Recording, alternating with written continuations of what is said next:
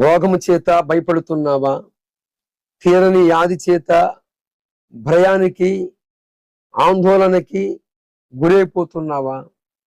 కనీసం హాస్పిటల్లో ఫీజు కట్టుకోలేని అంత పరిస్థితిలో ఉన్నావా?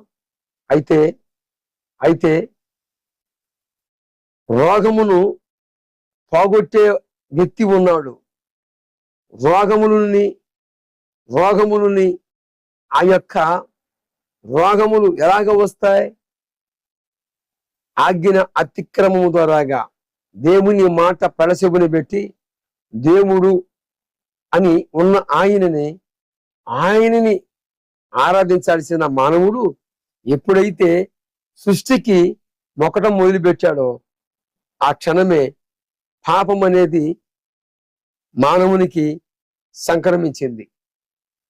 ఇకనైనా ఒక్క క్షణం వెనుదిరిగి చూడు. ఒక్క క్షణము నీవు సృష్టికర్త మీద ఆనుకో. సృష్టిని వదిలిపెట్టు, సృష్టికర్తని ఆరాధించు. ఆయన ఏం చెప్తాడో విను. ఆయన మీద నీ మనసు నిలుపు.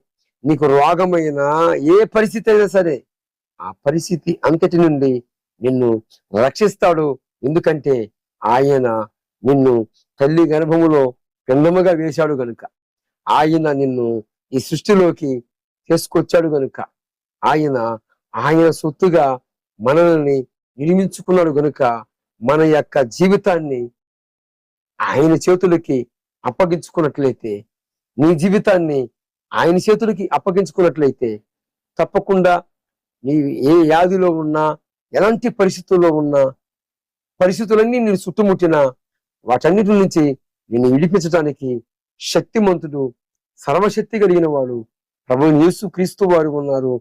ఆయన మీద ఆధారపడు, ఆయన నమ్ముకో. నీ జీవితము సార్థకమవుతుంది. అంత మాత్రమే గాక నీ పేరు జీవగ్రంథమందు రాయబడుతుంది.